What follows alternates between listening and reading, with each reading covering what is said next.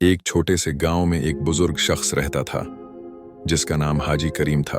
हाजी साहब की उम्र काफी ज्यादा हौज की थी और उनके दो बेटे थे।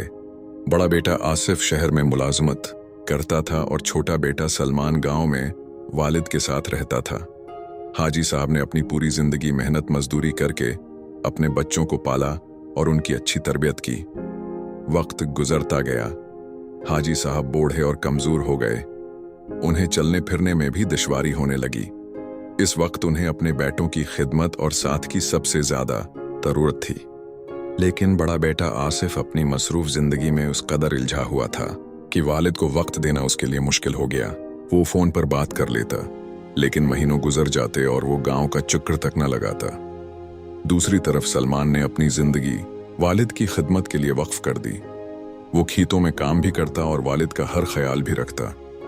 कभी उनके हाथ पकड़कर मस्जिद ले जाता, कभी दवा दिलाता, कभी रात को देर तक जागकर वालिद के लिए दूध गर्म करता। हाजी साहब की आंखों में बेटे की ये मोहब्बत देखकर अक्सर आंसू आ जाते। एक दिन गांव में बहुत बड़ा मेला लगा। सब नौजवान खुशी खुशी तैयारियां कर रहे थे। सलमान के दोस्तों ने भी उसे साथ चलने को कहा, लेकिन उसने माजरत कर ली। उसके वालिद की तबीयत उस दिन कुछ ज्यादा खराब थी, इसलिए वो उनके पास बैठा रहा।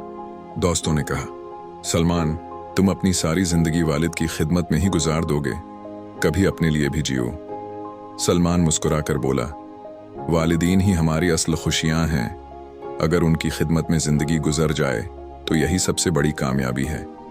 वक्त गुजरता गया, हाजी साहब का इंतकाल हो गया। अब आसिफ और सलमान दोनों भाई वालिद के तरके पर जमा हुए। गांव वाले हैरान थे कि अब उनके ताल्लुकात कैसे हों, मगर हैरतन इस दौर पर हाजी साहब ने अपनी सारी जमीन और घर का ज्यादा हिस्सा सलमान के नाम कर दिया था। वसीयत में लिखा था, ये हिस्सा मेरे इस बेटे के लिए है जिसने मेरी बढ़ापे में मेरा सहारा बनाया। ये पढ़कर आसिफ शर्मिंदा हो गया। उसकी आंखों से आंसू निकल आए और उसने भाई से कहा, सलमान, मैंने सिर्फ अपनी दुनिया देखी, लेकिन तुमने हमारे वालिद की आखिरत भी संवारी।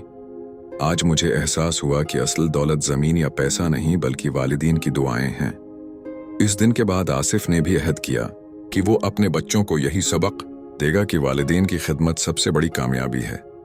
सबक: वालिदीन की खिदमत न सिर्फ दुनिया में इज्जत दिलाती है बल्कि आखिरत में भी कामयाबी का जरिया बनती है। बेटे का असल फर्ज यही है कि हुआ वालिदीन का सहारा बने। अगर आपको ये कहानी पसंद आई तो चैनल को सब्सक्राइब करें ताकि मजीद सबक आमोज कहानियां आप तक पहुंचती रहें।